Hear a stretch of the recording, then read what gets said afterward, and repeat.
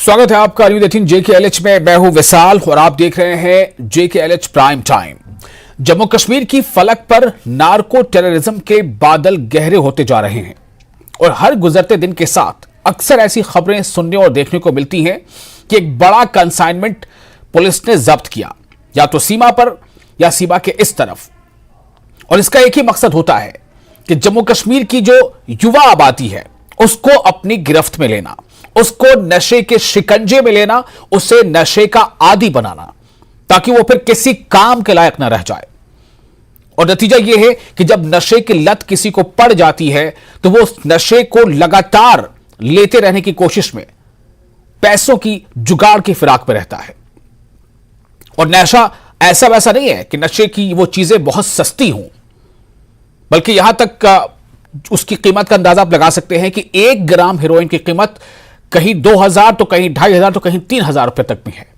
अब ऐसे में अंदाजा कीजिए कि जो युवा जो नशे की लत में खुद को कहीं ना कहीं बेकार करता जा रहा है, अगर ऐसे में उसे नशे की लत है तो वो उस नशे को हासिल करने के लिए पैसों का जुगाड़ कैसे करेगा, कहां से करेगा? जाहिर है चोरी करेगा, डकैती करेगा, धोखा देगा। और जब इसमें कहीं ना कहीं वो नाकाम होगा तो गुस्से से आपे से बाहर होकर हो सकता है किसी पर हमला कर दे। और ऐसा हो रहा है। खासतौर से साउथ कश्मीर में कई ऐसे वाकयात सामने आ गए हैं जहां पर अपनों का कत्ल किया गया है। इल्जाम लगे हैं कि अपने ने ही अपने को मारा, बेटे ने मां को मारा, बेटे ने बाप पर हमला किया, बेटे ने अपने दूसरे रिश्तेदारों पर हमला कर दिया। और पता यह चलता है कि उसे नशे की लत थी। तो सवाल इस बात को लेकर है कि आखिर नशे की ये लत धीरे धीरे ये मकर जाल की तरह फैलती क्यों जा रही है और क्यों युवा इसका शिकार बनते जा रहे हैं? इसके पीछे का डिजाइन क्या है? हम सब जानते हैं कि सीमा पार से लगातार नशे की खेती, यहां नशे की खेती से मुराद नशे का प्रसार, फैलाव और ज्यादा से ज्यादा युवाओं को इसकी चंगुल में लेना, इसके शिकंजे में लेना, इसकी लगातार कोशिशें की जा रही हैं। और इसमें इसका साथी बन रहा है ड्रोन के जरिए से कंसाइनमेंट इधर से उधर होता है। एक बार यहां आने के बाद फिर वो कहीं भी किसी दूसरी तरह से भेजा जाता है। लेकिन आज सवाल इसी पर हम करेंगे कि आखिर इसकी गंभीरता को, ये कितनी बड़ी एक चुनौती है, इसे हम समझने में, या जम्मू कश्मीर की आवाम, वहां के लोग, वहां के युवा क्या समझने में कुछ गलती कर रहे हैं? क्या वो इसके मुज़िर असरात से, इसके डेंजरस इफेक्ट से नावाकिफ हैं? आखिर स्थिति क्यों ऐसी बिगड़ती जा रही है कि हर 5 में से 1 युवा नशे का आदी है? आज इसी खास विषय पर करेंगे चर्चा। बने रहिए अगले आधे घंटे हमारे साथ।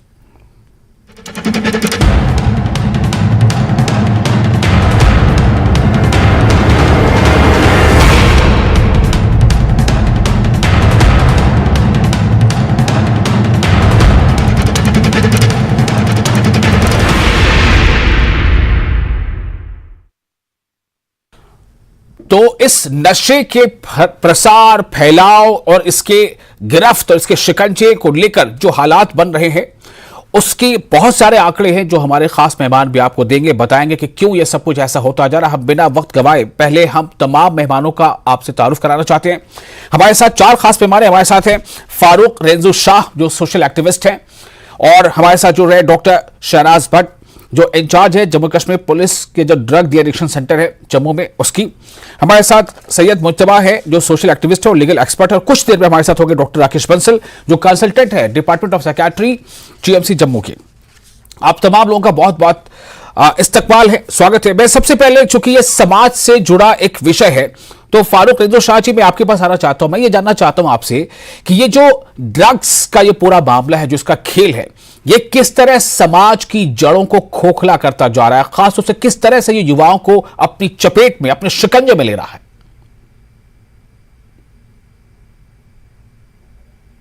नफीस विशाल साहब, एक अच्छा टॉपिक आपने लिया है आज जी। और आपने खुद ही अपने जो तमहीदी अल्फाज थे उसमें आपने जो बताया कि narco influence and it's terror connection, जो इसका पॉलिटिकल और टेरर कनेक्शन बहुत जबरदस्त रहा है।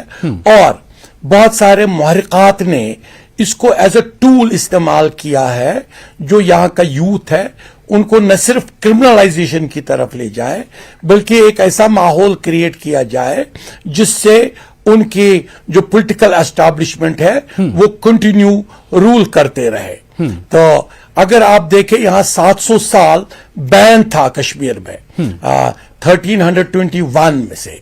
न यहां मुसलमान शराब पीता था, न ड्रग्स लेता था, न नारकोटिक्स के साथ हाथ लगाता था, न यहां का हिंदू, न यहां का बुद्धिस्ट, न यहां का सरदार Sikh. So this was the जो एक सोसाइटी का एक कल्चर था और स्ट्रॉन्ग कल्चर था। 700 साल हिस्ट्री देख लीजिए। लेकिन अनफॉर्चुनेटली 1977 में पॉलिटिकल असेंबली ने यहां पे शराब को आम करवाया, एक बिल पास की जो कि फिर 80s से इसने इफेक्ट शुरू किया।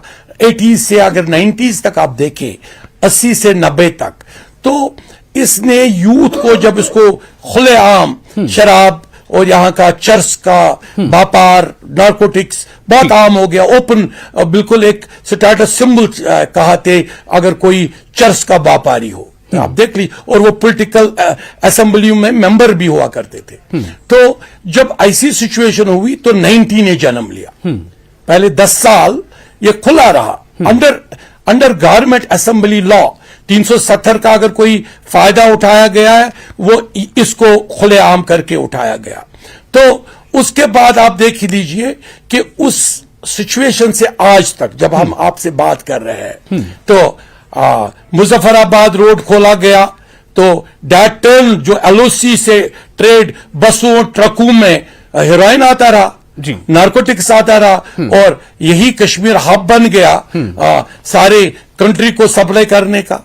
आप देख लीजिए कितना पकड़ा गया, नारकोटिक्स ट्रकें पकड़ी गई।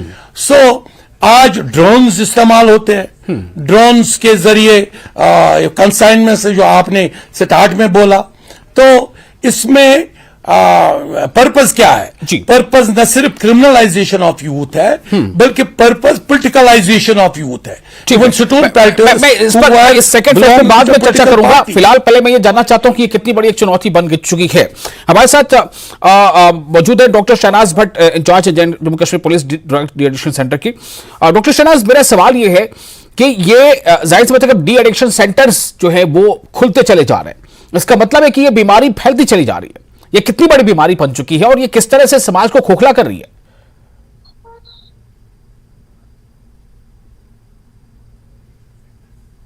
इसमें दिन ब दिन ये नंबर बढ़ ही रहा है जी। हाँ, ये इसमें एक फर्क आ गया है कि जो स्टिग्मा था ड्रग डी एडिक्शन और दूसरी मेंटल हेल्थ इश्यूज को लेके एक टैबू था जिसमें लोग आगे आने से बहुत कतराते थे क्योंकि उन्हें लगता था कि इसमें हमें हेल्प सीख नहीं करनी चाहिए। हाँ, इस अवेयरनेस की वजह से लोग आगे आ रहे हैं, लेकिन दिन ब दिन जो लोगों का जो हमारे पास पेशेंट्स आ रहे हैं उनकी जो एज है उसमें कमी दिख रही है। शुरू में हमारे पास 17, 18, 20, 25, 30 साल के नौजवान आ रहे थे, लेकिन अभी पिछले 1-2 सालों में हम देख रहे हैं कि इवन हमारे पास एक पेशेंट आया जो 12 साल का था, एक लड़की आई जो 11 साल की थी, and she was into IV use of heroin. तो बहुत ही एक बहुत बड़ा एक चैलेंज है ये हमारे मुल्क के लिए, हमारे यूथ के लिए, कि अगर इसी तरह से नंबर बढ़ता गया तो आने वाला वक्त जो है हमारे पूरे मुल्क के लिए बहुत बड़ा चैलेंज होगा। ठीक है, सैयद मुज्तबा भी हमारे साथ मौजूद है, सोशल एक्टिविस्ट और लीगल एक्सपर्ट भी हैं। मुज्तबा जी, मेरा सवाल आपसे ये है कि ये किस तरह से एक थ्रेट बन चुका है, क्योंकि हम देख रहे हैं कि जो फैमिली सिस्टम था जहां पर रिश्तों की बहुत ज्यादा कद्र होती थी, उस रिश्ते पर भी इसने गहरी जरब लगाई है। बेटा शराब की लत में या नशे की लत में या ड्रग्स की लत में मां पर हमले करता है, बेटा बाप पर हाथ उठाता है, और ये हमले करने का और हाथ उठाने का मामला सिर्फ इतना ही नहीं है बल्कि कई मामलों में मतलब कत्ल तक हो चुके हैं। ये कैसे, मतलब क्या ये इतनी जड़ें पकड़ चुका है, क्यों, आखिर किन हालात में? देखिए, जब हम ड्रग अब्यूज या सब्सटेंस अब्यूज को अंडरस्टैंड करने की कोशिश करते हैं, देयर आर मल्टीपल फैक्टर्स। जैसे अभी फारूक साहब कह रहे थे, नार्को टेररिज्म का एक फैक्टर हो सकता है, but there are other factors जिन पे अभी आज मुझे लगता है कि बात होनी चाहिए। इसके रीजन, सोशल रीजंस भी हो सकते हैं, इसके बायोलॉजिकल रीजंस भी हो सकते हैं, एंड इसके साइको सोशल रीजंस भी हो सकते हैं। नहीं, रीजन पे मैं बात करूंगा, लेकिन पहले मैं जानना चाहता हूं कि ये कितनी बड़ी समस्या है, कितना बड़ा मसला ये बन गया है, और इसको शायद उसका शायद समाज का हर शोबा शायद अभी समझ नहीं पा रहा है कि कितना बड़ा मसला और कितना ये संजीदा और गंभीर मसला है ये। देखिए, मैं आपके साथ एक लेटेस्ट जो राज्यसभा में हमारे एमपी ने एक डिस्क्लोज किया कि like now we have around 1 million of young population जो इसमें एडिक्टेड है। सो इस चीज को अंडरस्टैंड करने के लिए जब हमारा एक 1 मिलियन पॉपुलेशन इसमें गिरफ्त हो चुका हो, मतलब 10 लाख, हमारा जो 10 लाख, तो 10 लाख अब ये भी समझने की कोशिश करनी चाहिए हमें कि क्या 10 लाख ही एक एग्जैक्ट फिगर है, बट मैं आपको वसूख के साथ कह सकता हूं कि बहुत अंडरलाइनिंग इश्यूज या ऐसे भी लाइक नंबर हैं जिनको हम डिस्क्लोज नहीं कर पाते हैं, या जो ड्रग डिटेक्शन सेंटर्स या पुलिस तक नहीं पहुंचते हैं, जो अपना डोजेज अपने घरों में ही लाइक कंट्रोल कर पाते हैं। सो 10 लाख का ये एग्जैक्ट फिगर नहीं हो सकता है, बट जब इस इश्यू को जब हम देखते हैं, इस चीज की वजह से हमारा जो फैमिली का स्ट्रक्चर था वो तहस नहस हो गया।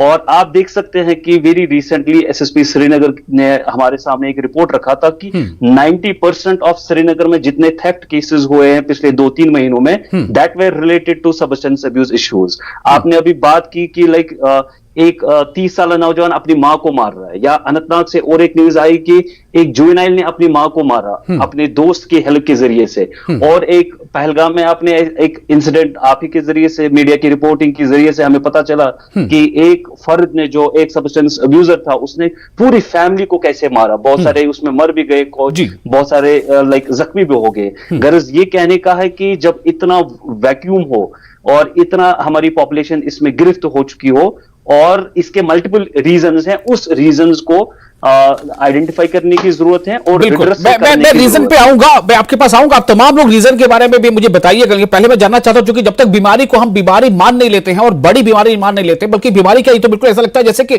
कैंसर जैसे कोई बीमारी हो गई है, उससे भी कहीं ज्यादा बड़ा।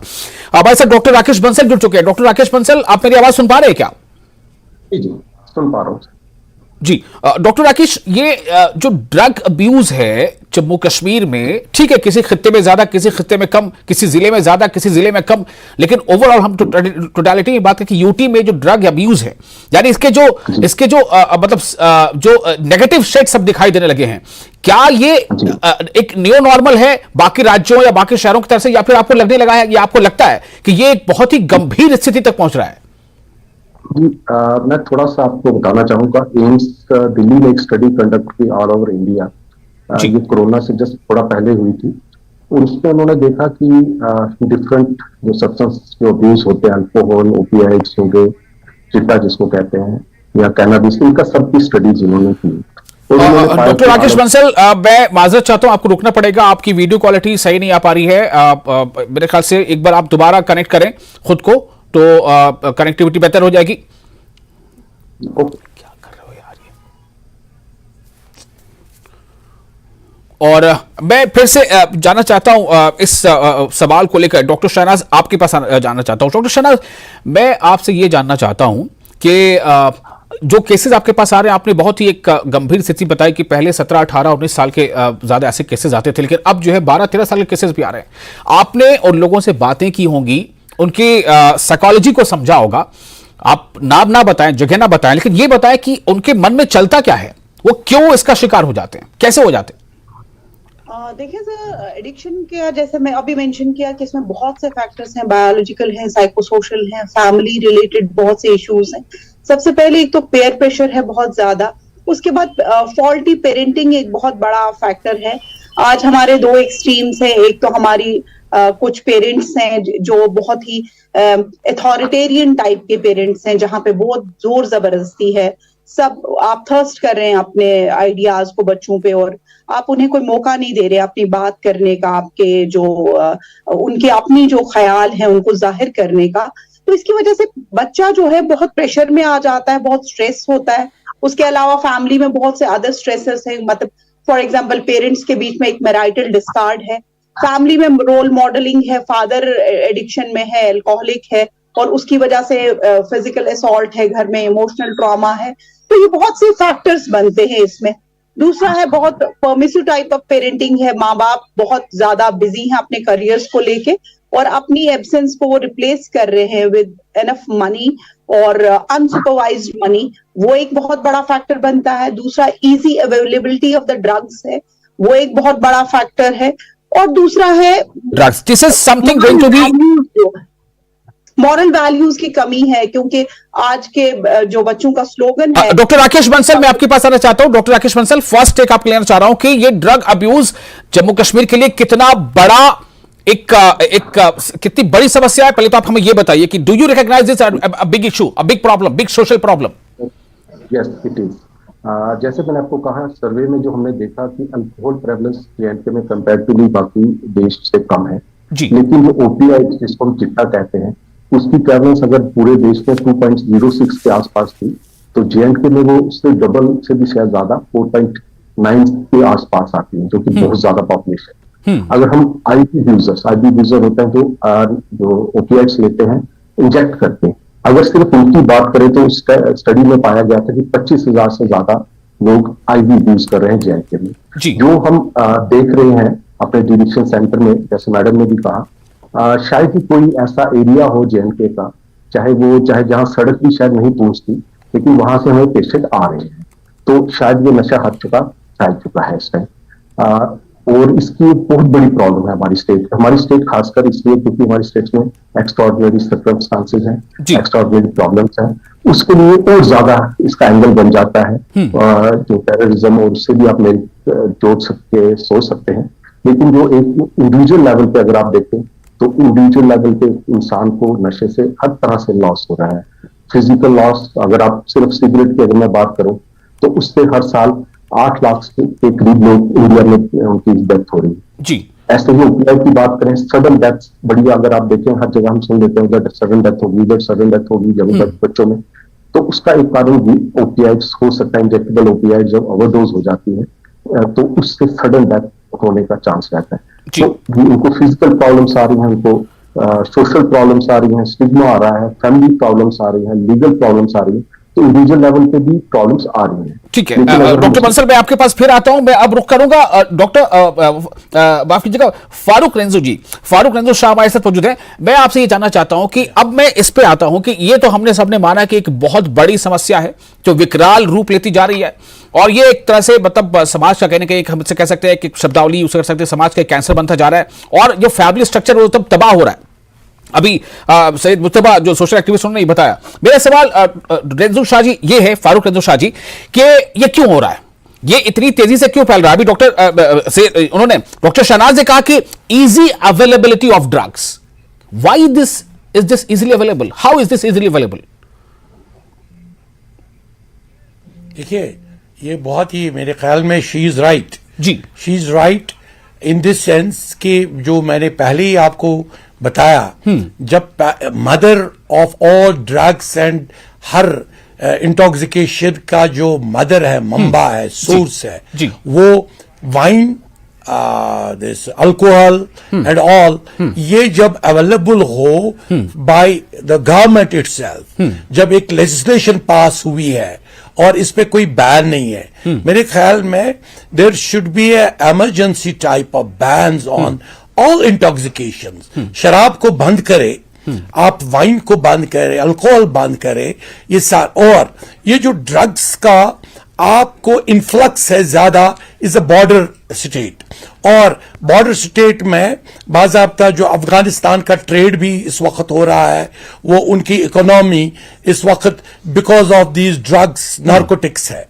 तो वो पंप कर रहे हैं पाकिस्तान में भी, और पाकिस्तान से ये यहां इस बॉर्डर स्टेट में पहुंचता है जी। तो इसके लिए मैंने कहा कि यहां की पॉलिटिकल पार्टीज को एज ए प्रॉक्सी इस्तेमाल किया गया, जो एलओसी खोला गया। LOC was a big conspiracy, एक बहुत बड़ी कॉन्स्पिरेसी थी, और उसका पर्पस कुछ और नहीं था, ड्रग्स ट्रेड था, वो ड्रग्स के नाम पे। और जब इजी अवेलेबिलिटी, जो एक ऑफिसर है पुलिस डिपार्टमेंट की, and I agree with him और with her, and I agree with जो हमारे मुस्तफा साहब ने भी कहा, he is a very young lawyer as well as he has been working. मुझे याद है जब इसने बिल भी हमने कहा था फ्रॉम कश्मीर सोसाइटी, और इसने पीआईएल भी फाइल की थी कि शराब बंद करे, और ये ड्रग्स का ऐसा हीनियस बना लीजिए। यहाँ तो आप स्टैपिंग इंसिडेंट्स आप बडगाम देखिए, बडगाम सबसे बता, मैं I was also deputy commissioner of Budgam, और मैंने suo motu as a deputy commissioner एक लगाया था कि इससे यहाँ पे हालात खराब होते हैं तो यहाँ बंद कर लीजिए। शराब भी मैंने बंद करवाया। फारूक जी, मैं आपकी बात को आगे बढ़ाता हूं और मुस्तफा जी, मैं आपके पास आना चाह रहा हूं इसी सवाल को लेकर के। जो अभी एक बात आई कि easily availability of this all drugs and others, और दूसरा ये कि डॉक्टर अब जो कह रही थी शहनाज भट्ट की ये अलग अलग फैमिली के जो स्टिग्मास हैं या कुछ प्रेशर है या कुछ डिसअपॉइंटमेंट है, लेकिन मैं जानना इन सब चीज के पीछे क्या है? डिसअपॉइंटमेंट है तो क्यों है? स्टिग्मा है तो क्यों है? अगर किसी को लगता है कि हम तो बेकार है, मेरा कोई मतलब ही नहीं है तो ये क्यों है? ये सोच ही क्यों है? जी मुस्तफा जी। देखिए, पहली बात, जैसे अभी फारूक साहब भी कह रहे थे कि इजी अवेलेबिलिटी के मल्टीपल सोर्सेज हो सकते हैं। एक तो we live in a such area जहां पे हमारे मल्टीपल बॉर्डर्स हम शेयर करते हैं। एक तो वहां से भी दैट्स वेरी मच ट्रू कि वहां से भी आता है, बट ऐसा भी नहीं है कि हमारे इस रियासत में वी हैव आइडेंटिफाइड, ऐसा भी नहीं है कि हमें नहीं पता, we have identified geographical places जहां पे इसकी बाज़ाब्ता कल्टीवेशन हो रही है। बट आज मैं आपके प्रोग्राम की वसादत से जरूर कहना चाहूंगा कि we have seen a total shift from the police administration कि अब वो कैसे इस चीज को डील कर रहे हैं। अगर आप देखेंगे कि एक साल पहले कभी भी आपने ये नहीं सुना होगा कि पीएसए के अंडर किसी एनडीपीएस एक्ट के अंडर किसी बंदे को जो इसकी कमर्शियल एक्टिविटी करता था उसको कभी पीएसए नहीं लगता था। मगर आजकल के जमाने में पोस्ट 370 अब आप देखेंगे कि हर रोज एक बंदा आपको ऐसा मिलेगा जिसको पीएसए। सो एक जो शिफ्ट हुआ है पुलिस का कि जो उन्होंने एक अपना attention towards the easy availability और मार्केट चेकिंग का भी उनका एक फोकस रहा है। We very appreciate the concern of the police. अब यह है कि हमने भी अब जब हम डिस्कस कर रहे हैं कि मल्टीपल रीजंस हो सकते हैं, कोई ऐसा हमारा भाई हो या बहन हो जो by way of mental illness इसका शिकार हो रहा हो, तो उसका जो अप्रोच होगा वो हमें सबसे पहले उसको रिलीफ देने की जरूरत है, चाहे वो साइकोलॉजिकल रिलीफ हो, साइकेट्रिकल रिलीफ हो। रिलीफ के बाद क्या है कि उसको रिहेबिलिटेट भी करना है। और हमने ये देखा है कि जैसे अभी डॉक्टर साहिबा भी फरमा रही थी कि अब एटीएफ सेंटर्स हो या ड्रग डिटेक्शन सेंटर्स हो, एक स्टिग्मा हट रहा है, लोग सर्विसेज अवेल कर रहे हैं। बट एक चीज कंसर्न में जो आप डिस्क्लोज करना चाहूंगा यहाँ पे कि सोशल रीइंटीग्रेशन में हमें प्रॉब्लम आ रही है। जब ये हमारे बच्चे फिर अपनी फैमिलीज को या अपनी सोसाइटीज को रुक करते हैं, वहां पे इनको ऐसे ऐसे नामों से पुकारा जाता है, फिर वो उन जैसे अलकाब से जाए किसी बंदे को जो सब्सटेंस अब्यूजर कल तक रहा हो और कल की डेट में रिहेबिलिटेशन के बाद हम उन्हें चरसी या शराबी के नाम से पुकारें, और ये चीजें ट्रिगर करती हैं उस चीज को फिर दोबारा इन सब्सटेंस को यूज करने के लिए। So as a society level पे as a moral responsibility and policing का भी सबसे ज्यादा रोल जो इसकी कल्टीवेशन का हो या इसकी चेकिंग का हो वो पुलिस पे आयद होती है। सो गर्ज कहने का ये है कि हमने अपने घरों से स्टार्ट करना है, क्योंकि हम with in the four walls तो हम पुलिस की जुरिसडिक्शन में नहीं आते। अपने घरों से स्टार्ट करना। एक बड़ी बात यहां पे है, एक दो तीन चीजें सामने आ रही हैं कि easy availability of these stuffs, हमें अपने घर से शुरुआत करना है। और हम दूसरे को अगर कोई बीमारी है उसे एक बीमारी मान ले, उसे कोई स्थिति मान ले, तो उसको अब ये ना समझे कि उसको हो गया है तो भाई हम तो ठीक है। अगर हम उसे नहीं समझाएंगे या माहौल ऐसा नहीं बनाएंगे तो कल होकर हम खुद भी या हमारे लोग उससे मुलविस हो सकते हैं। मैं आपके पास आना चाहता हूं डॉक्टर शहनाज भट्ट, फैमिली के अंदर किस तरह के हालात बन रहे हैं कि ऐसी वाकयात सामने आ रहे हैं? ये युवा लगातार क्यों उसकी तरफ बढ़ते जा रहे हैं? एक तो आपने फैक्टर बताया था कि इजी अवेलेबिलिटी, दूसरे और क्या रीजंस आपको केस स्टडी से पता चला है? फैमिली में बहुत से फैक्टर्स हैं सर। मैंने सबसे पहले बोला कि अगर पेरेंट्स के बीच में कोई कॉन्फ्लिक्ट चल रहा है लगातार और हस्बैंड वाइफ में किसी तरह का मैरिटल डिस्कार्ड है, तो वो एक बच्चे के जहन पे एक बहुत बड़ा स्ट्रेस का एक रीजन बनता है, और उस स्ट्रेस से डील करने के लिए वो कहीं ना कहीं इन फॉल्टी मैकेनिज्म्स की तरफ चला जाता है। दूसरा प्रेशर, एकेडमिक्स का प्रेशर, जो कंपटीशन है, कभी कभी बच्चा उस कैलिबर का नहीं होता जो उसके पेरेंट्स की उससे एक्सपेक्टेशंस होती है, तो वो भी उसे लैंड करवा देता है कहीं ना कहीं एक रेस्क्यू की तरफ, जिसमें वो एडिक्शन का सहारा लेता है अपने आप को स्ट्रेस से निकालने के लिए। उसके बाद मैंने कहा कि बहुत परमिसिव टाइप ऑफ पेरेंटिंग भी कि कुछ घरों में है जहां पे पेरेंट्स बहुत बिजी है और वो अपने बच्चे को वक्त नहीं दे पाते, और बच्चा एक लोनलीनेस से जी। हैंडल करने के लिए मुझे लगता है कि डॉक्टर शहनाज ये बहुत सारे ऐसे इश्यूज हैं जो थोड़ा अर्बन है नेचर में, रूरल एरियाज में क्या है? रूरल एरियाज, अब जहां तक अवेलेबिलिटी की बात है तो रूरल एरियाज में भी ये सारी चीजें पहुंच चुकी हैं, और स्ट्रेस वाले जो फैक्टर्स हैं वो रूरल एरिया, पेयर प्रेशर एक बहुत बड़ा मसला है। जैसे रूरल एरियाज में भी बच्चे कॉम्पीट कर रहे हैं कि जिस तरह से शहरी बच्चे चल रहे हैं, Right. और अगर उन्हें लगता है कि हम इस चीज में नहीं है तो they feel that they are not a part of the crowd. और सोशल मीडिया का इतना इफेक्ट है कि वो भी just want to be a part of crowd, और वो भी कूल दिखना चाहते हैं, और इस स्टेज पे पेयर प्रेशर इतना ज्यादा होता है कि वो भी फॉलो करते हैं अपने दोस्तों को, या जिस तरफ से भी ये चीजें जी। उनकी तरफ से आती जी। हैं। डॉक्टर राकेश बंसल, थोड़ा संक्षेप में चाहूंगा कि नक्शल में मुझे आप ये बताएं कि ये बीमारी है तो हमने मान लिया, इसका इलाज क्या है बड़े लेवल पे? जी, अगर हम देखें ये बीमारी है, इसमें कोई शक नहीं। Addiction is a mental illness, it is a chronic relapsing brain disease. ठीक है, क्रोनिक लंबी चलती है, बार बार होने का डर रहता है, और इसके ब्रेन में स्ट्रक्चर और फंक्शन चेंजेस आते हैं। तो बीमारी है, इलाज लेकिन एक बीमारी है जिसका इलाज सिर्फ दवाइयों से नहीं हो सकता, सिर्फ काउंसलिंग से भी नहीं हो सकता। तो पहला है आइडेंटिफिकेशन। अब जैसे हम अपने घरों में अगर आप देखेंगे तो कई बार हमें लगता है एक बच्चा है, पहले अच्छा एकेडमिक्स चल रहा था, सबसे मिलजुल रहा था, बातचीत हो रही थी, अच्छा था, आजकल वो अलग अलग रहने लगा है, खाना साथ में खा रहा है, नींद कम होगी, ज्यादा होगी, गुस्सा कर रहा है, झगड़ा ले रहा है, उसके बदल गए हैं। तो आइडेंटिफिकेशन पहले करनी बड़ी जरूरी है फैमिली में। लेकिन फैमिली, हम एज ए फैमिली मेंबर्स हम डिनाइल में रहते हैं, हम कहते हैं नहीं हमारा बच्चा नहीं कर सकता। ये डिनाइल हटा के हमें पहले सोचना है कि बच्चा हमारा भी इन्वॉल्व हो सकता है। दूसरा, उसको रिडिक्शन सेंटर्स या साइकेट्री काउंसलिंग सेंटर्स जो अवेलेबल है, गवर्नमेंट ने ट्राई किया कि हर डिस्ट्रिक्ट में EPF खुले, वहां पे अवेलेबिलिटी है, और आप वहां लेके जाइए। हमारे पास ड्रग्स हैं, तो ऐसे कई सारे इश्यूज हैं, माजूद चाहूंगा वक्त की थोड़ी कैद रहती है। हालांकि एक ऐसा विषय है कि इस पर बहुत लंबी और बहुत संजीदा और बहुत तफसील से गुफ्तगू होनी है, और शायद आगे भी हम इस पर करते रहेंगे प्रोग्राम। बहुत बहुत शुक्रिया फिलहाल आप तमाम मेहमानों का। एक बहुत बड़ा ये जो है एक बहुत बड़ी बीमारी है, ये बहुत बड़ा इससे नुकसान हो रहा है समाज को, समाज का जो की परिभाषा उस पर वो उसे विखंडित कर रहा है। लेकिन दो फैक्टर्स है मोटे तौर पर, एक तो कि इजीली अवेलेबिलिटी वो कैसे होती है, इस पर चेक करना होगा। दूसरा यह कि समाज में इसे हम कैसे देखें, अगर किसी कोई इसके लत में है तो उसके साथ हमारा व्यवहार कैसा हो, और कैसे इसको हम सब जल्दी से जल्दी आइडेंटिफाई करें और उसको उपचार के लिए भेजें। बहुत शुक्रिया, आदाब। बहुत बहुत शुक्रिया।